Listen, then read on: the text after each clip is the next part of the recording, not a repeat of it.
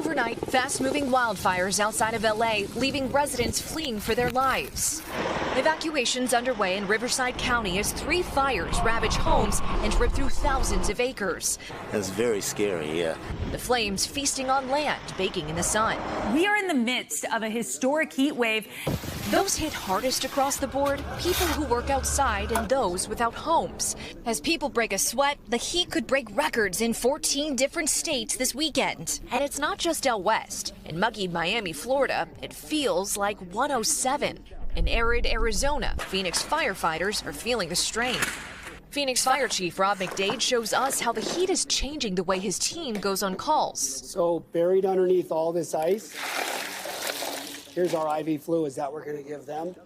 Their top priority, keeping people hydrated and cool. Ice packs, a lot of ice packs. Staying cool isn't easy, but you think it's just hot outside. Try getting into one of these cars. It is scorching hot, this dashboard clocking in at almost 165 degrees.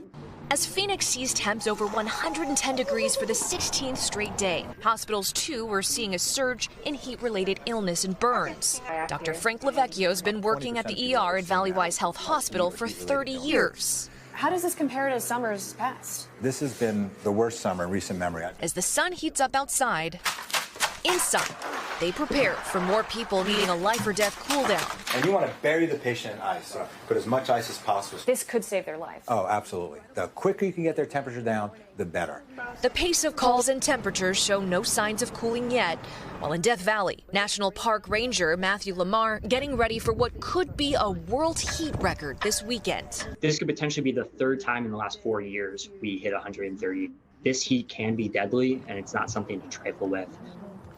Marisa Parra is in Phoenix. Marisa, you spent time in that hospital behind you today. What else did you learn? Jose, we saw people lined up in the hallways on stretchers, hooked up to IVs, dazed from the heat, and we're told roughly a quarter of them are people without homes.